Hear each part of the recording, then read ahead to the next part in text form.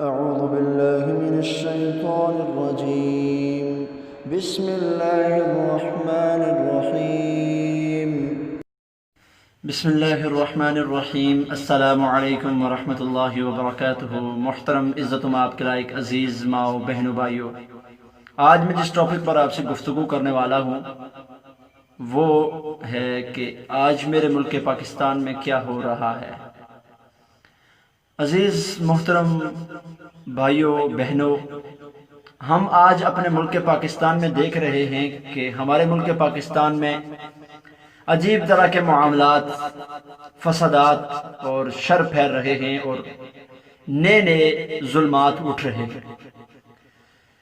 کوئی انسان ہمیں یہ کہنے کو مل رہا ہے کہ وہ خاتم النبیین کو نہیں مانتا، رسول اللہ صلی اللہ علیہ وسلم کے خاتم النبیین ہونے کو نہیں مانتا، اس کا انکار کرتا ہے. اور کوئی شخص ہمیں یہ مل رہا ہے کہ میں صحابہ کرام رضی اللہ عنہم ورضوا عنہ کے ساتھ رضی اللہ عنہم ورضوا عنہ لگانے کو تیار نہیں ہے. اور کوئی ہمیں یہ مل رہا ہے کہ وہ کہہ رہا ہے میرا جسم ہے، میری مرضی. اور کوئی شخص ہمیں ایسا مل رہا ہے کہ ہم اپنے پاکستان میں دیکھ رہے ہیں کہ ان ہستیوں کی عصمت کو پامال کیا جا رہا ہے، ان کی عزت کو پامال کیا جا رہا ہے کہ جن کو قرآن مجید نے، اللہ رب العزت نے بہت بڑے شرف سے، بہت بڑے مقام سے، بہت بڑی فضیلت سے نوازا ہے. سب سے پہلا طبقہ جس کا تذکرہ میں نے کیا کہ وہ خاتم النبیین ہونے کا انکار کرتا ہے.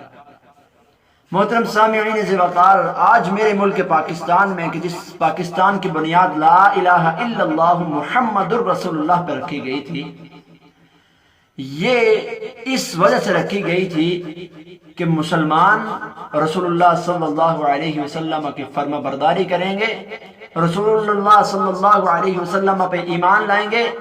اور اللہ رب العزت نے تو قرآن مجید میں اس اسلوب کو بھی ذکر کیا ہے، فَلَا وَرَبِّكَ لَا يُؤْمِنُونَ حَتَّى يُحَكِّمُوكَ فِي مَا شَجَرَ بَيْنَهُمْ، کہ اس وقت تک بندہ مومن نہیں بن سکتا، ایمان والا نہیں بن سکتا جب تک وہ رسول اللہ کے بتائے ہوئے فیصلے کو نہ قبول کر لے.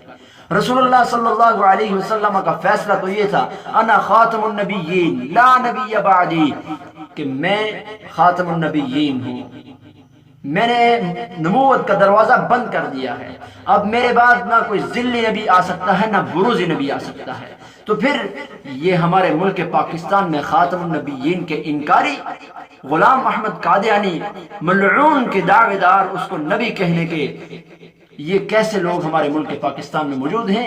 اور ہم ہیں کہ ان کو اقلیتوں کے حقوق دینے کو جو ہے نا وہ آپس میں جھگڑا کر رہے ہیں کہ ان کو اقلیتوں کے حقوق دیے جائیں.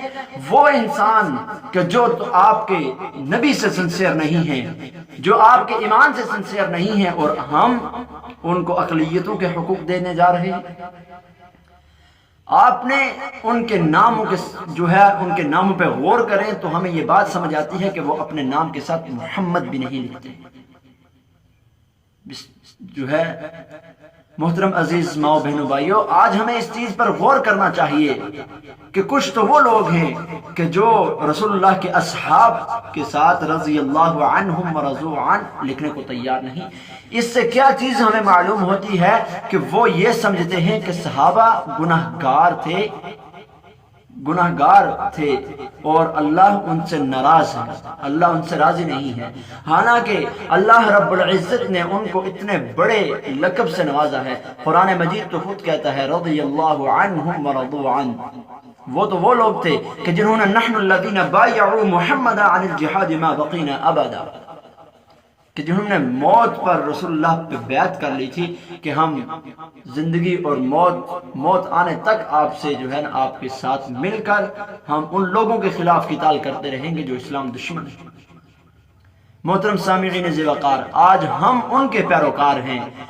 رسول اللہ صلی اللہ علیہ وسلم نے فرمایا علیکم بسنتی وسنت الخلفاء الراشدین المہدیین تمسکوا بها، کہ میری سنت کو لازم پکڑ لو اور خلفاء راشدین کی سنت کو لازم پکڑ لو.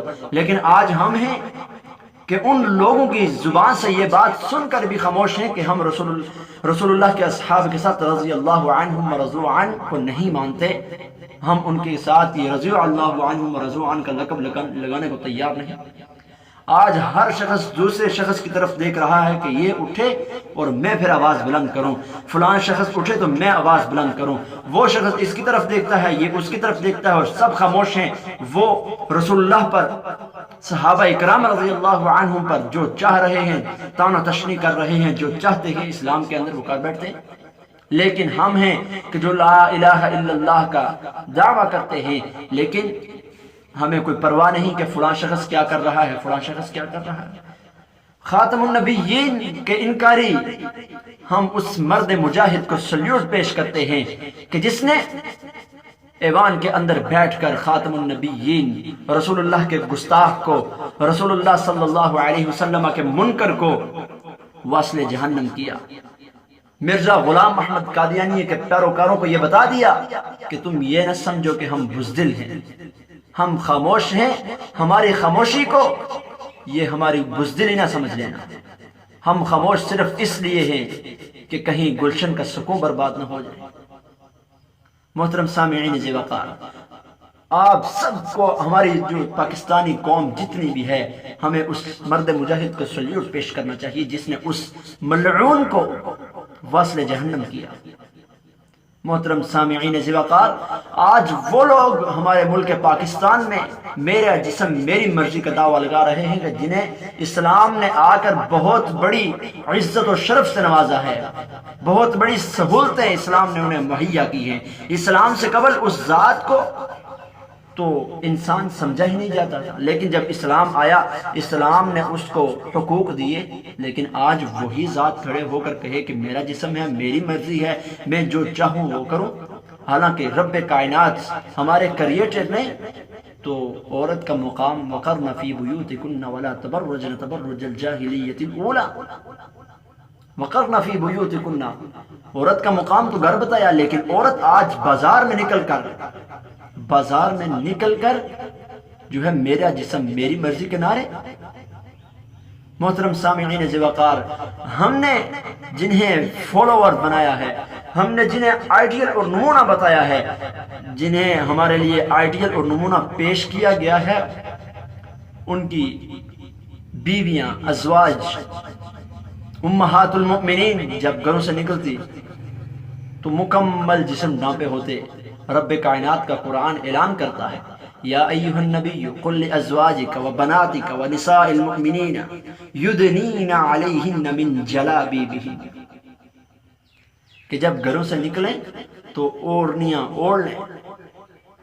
محترم سامعین ذی وقار، آج میرا ملک پاکستان جس کی بنیاد لا الہ الا اللہ پہ رکھی گئی تھی، آج ہم یہ سوچیں کہ ہمارے ملک پاکستان میں آخر ہو کیا رہا ہے، ہمارے ملک پاکستان میں ہو کیا رہا ہے۔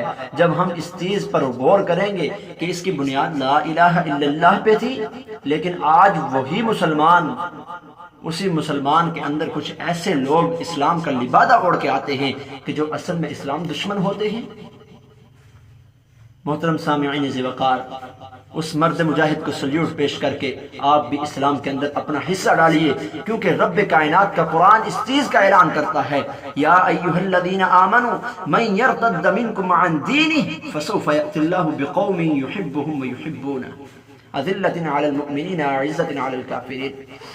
اگر تم نے اسلام کی خدمت نہیں کرنی، اگر تمہارے سامنے اسلام کے اوپر اٹیک ہوتے رہے، اسلام دشمن پیدا ہوتے رہے، اور تم اپنی زبان پہ تالے لگا کر ایک دوسرے کی طرف دیکھتے رہ گئے کہ فلاں اٹھے فلاں بولے تب میں بولوں گا، وہ شخص اس کا سوچ رہا ہے، یہ اس کا سوچ رہا ہے، ابھی تم طفل مکتب ہو، سنبھالو اپنے چوگن کو۔ یہ طوطے کچی فصلوں کا بڑا نقصان کرتے ہیں۔ محترم سامعین ذی وقار، آج اسلام کے لیے کچھ کر لیں، اگر اپنی آخرت بنانا چاہتے ہیں تو اسلام کے لیے کچھ کر لیں۔ خدا را ان ایسی عوام کو جو ہے وہ ان کو پکڑنا چاہیے، ان کی گردن پہ ہاتھ رکھو تاکہ یہ بولنے کے قابل نہ رہے۔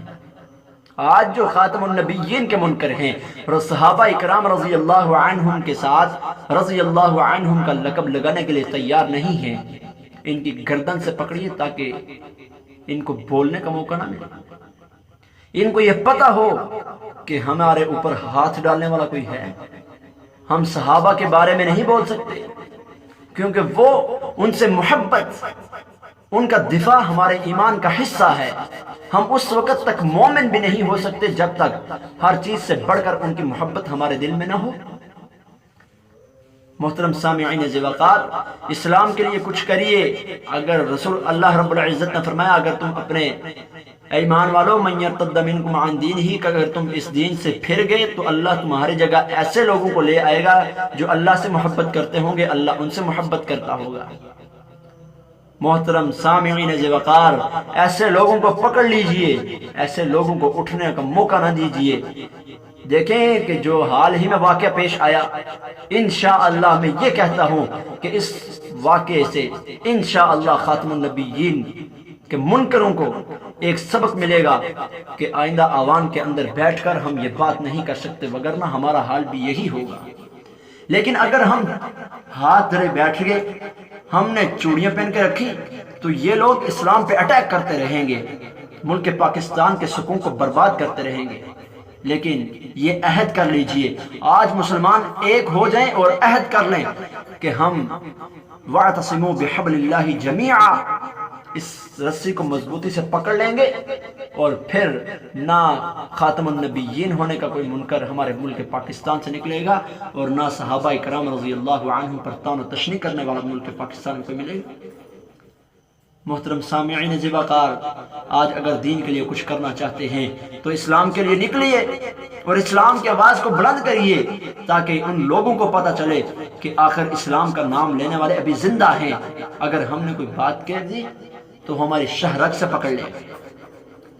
محترم سامعین ذی وقار، اللہ وحدہ لا شریک سے دعا ہے کہ اللہ وحدہ لا شریک ہم سے دین کا جتنا ہو سکے کام لے، جب تک زندہ رکھے دین اسلام پر، اور جب موت دے میدان مقتل میں قبولیت والی شہادت والی موت نصیب فرمائے۔